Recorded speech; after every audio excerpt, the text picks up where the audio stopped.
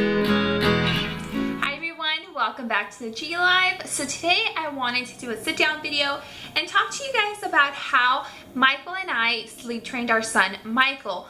My son Michael is currently 1.5 years and we sleep trained him when he was about 9 months old.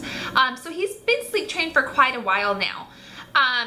So when the subject first came up with our doctor, he was about 6 months old, and I just was not ready emotionally to do sleep training because the method that she recommended was obviously the cry out method, which is the Ferber method, and there's just a lot of, I guess, a lot of negativity towards that kind of method, and I was not emotionally ready to do it at that time, so I let it go for a couple more months. But by the time he was 9 months, I just needed him to sleep. I was just desperate, and I was waking up with him maybe 3 or 4 times a night, and I just couldn't do it anymore. And the reason why I finally decided to do it was because I talked to my doctor again, and she told me, try to sleep train him, see what you can do to sleep train him. Now she did say that maybe I can look for other kind of methods, but she said she did the Ferber method with her daughter, and her daughter is about the age of Michael.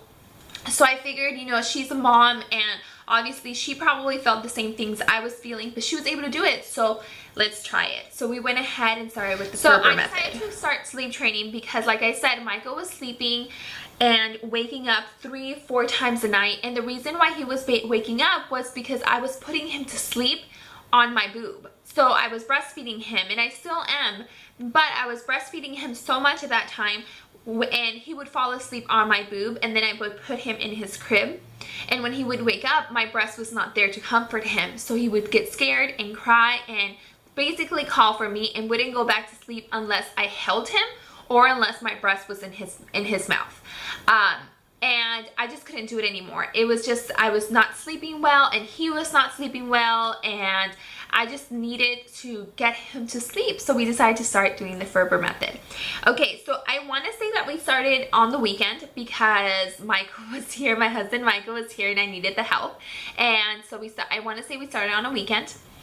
So the first night we prepared ourselves, we knew what was happening, we knew he was gonna cry, and we basically tried to like comfort each other, my husband and I. We did continue doing our regular nighttime routine, and I want to say that's probably the most important thing, having a structured nighttime routine so that your toddler or infant knows that it's time for bed.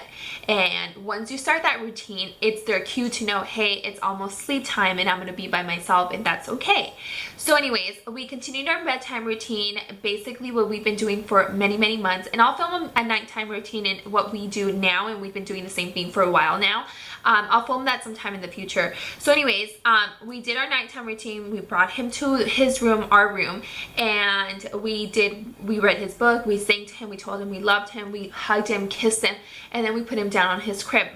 When he was down on his crib the first night, it was again me and Michael. We told him we loved him, and we kissed him, and we told him it was gonna be okay, and that we'd be right outside, and you know, all that stuff, just to make him feel better, and also honestly to make us feel a little better too. So we walked out. First couple of minutes, totally fine. He was not crying, not nothing. And I think it was because he thought we were there still. So then after a couple of minutes, when he realized that we were not there, the crying began. And guys, Michael and I basically cried ourselves right outside that door over there. Just because we felt so bad for him. And Michael's just always been such a good kid where he doesn't cry too much or get very grouchy or anything like that. So hearing him cry the way he was crying that first night was really painful for both of us. So the first night, we basically let him cry for about 5 minutes. And then we came in and tried to comfort him. We did not pick him up at all off the bed. We hugged him, but he was not picked up at all. We comforted him, we kissed him, we told him we loved him, we tried to calm him down. And once he was calmed down, we went back outside again. And we basically did that back and forth for about an hour that first night. And eventually he did fall asleep. Now the second night was very different. The second night, we put him down, did the same thing all over again. We put him down, walked outside. He maybe cried for maybe a couple of minutes. We came back in, comforted him, we walked out, and he knocked out by himself. So that second night, we were like, oh my God, we did it. We are a success. The third night, and like maybe a week or two after that, it wasn't so easy all the time. You know, there were some days where you know, he fell asleep pretty quickly, but there was other days where he struggled to fall asleep, and we had to come back in for a while and, you know, come in and out for about an hour before he finally fell asleep. But he learned how to fall asleep on his own. And you know, guys, honestly, I was debating so much whether I wanted to do this method, because before we finally decided on doing it, I researched the method, and there was so much negativity towards it, so much. There was people saying that it just messed up their emotional levels and it unbalanced them, and it would make them like murderers and like people that were, you know, always had anxiety. And guys, I just could not, like, I watched all that and I read all that, and it just like, I don't want that for my child, obviously, because who wants that, right?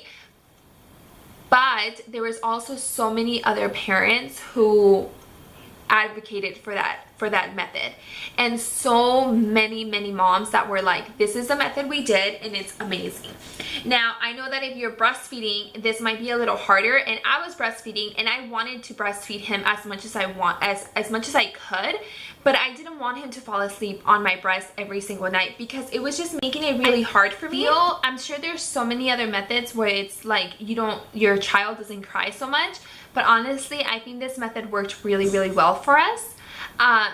When I started to train him for naps by himself, without me breastfeeding him to sleep, that was very different. That was a lot harder than the nighttime one was. At least for me, it was.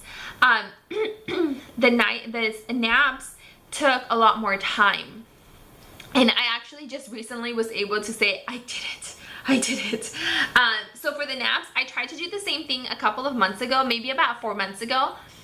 It did not work at all. He just cried and cried and cried and cried and cried. He just was not having it, and he was just not taking a nap at all, and that was just making it way worse. So I decided to give up.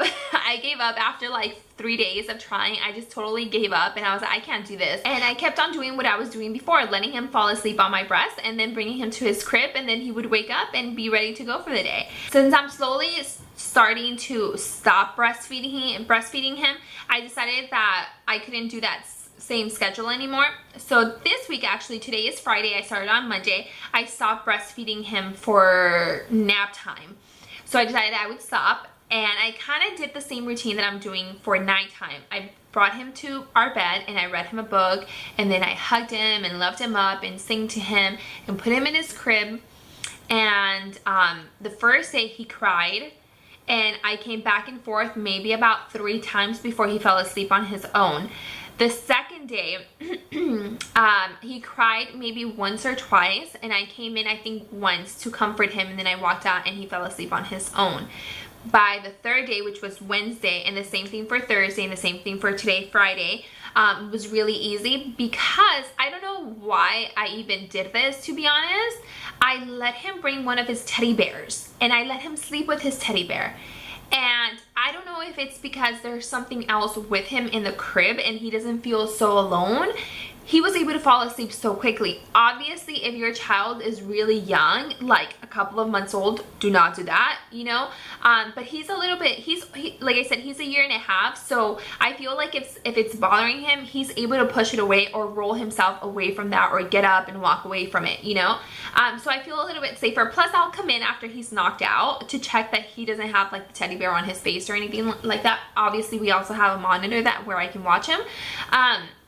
But it's been so much easier now these past 3 days when he's able to sleep with something else. And I just think it's because he doesn't feel so alone and so you know, left by himself. I feel like he thinks like there's something there with him, and those teddy bears comfort him. He calls them his babies, and he walks around with them holding his babies. So I thought, okay, well, let's try it, and it worked. And I was like, thank God, because I needed him to fall asleep on his own. I needed him to slowly come off my breast from breastfeeding him, so that worked really well. And honestly guys, ultimately I obviously did this for him, or me and my husband, we did this for him because he just was not sleeping well. He was not doing himself any good by waking up so many times at night, and we were kind of just like desperate, you know. And even though I am a stay-at-home mom, waking up that many times, and for me it's really hard for me to go back to sleep, it kept me up a lot. And the next day I was just super tired, and he was tired, and we were both cranky and grouchy, and it was just not, it wasn't good times. I feel bad for my husband Michael, because he probably came home and we were both like, ah, you know, he was probably like, oh my God, I need to stay at work. But yeah, I'm just glad I did it, and I know this method is not for everybody, and I totally understand where you guys are coming from if you guys do not agree with this, but it worked for us, and I have to say, do what works for you. I just wanted to give you guys some kind of information on how it worked for us, and you know, I don't know, maybe just a different kind of option. And I don't know, I'm hoping this kind of helps somebody in the future, somebody that's watching this video. I hope it helps somebody. But anyways, that's pretty much our journey with sleep training. And again, you know, he's a 1.5 years now, and we sleep trained him around 8 months old, and he's been doing really, really well with that. So yeah, that's pretty much our journey. Anyways, I hope you guys enjoyed this video. If you did and you want to see more mommy related videos, I hope that you guys will hit the subscribe button. Let me know in the comments below if you guys want me to talk about anything else in the future, maybe how I'm weaning him off breastfeeding him, or how we started him on solids or anything like that. Let me know in the comments below, because I would love to make more videos like that. And that's pretty much it for today. I hope you guys enjoyed it, and I'll see you all in the next one.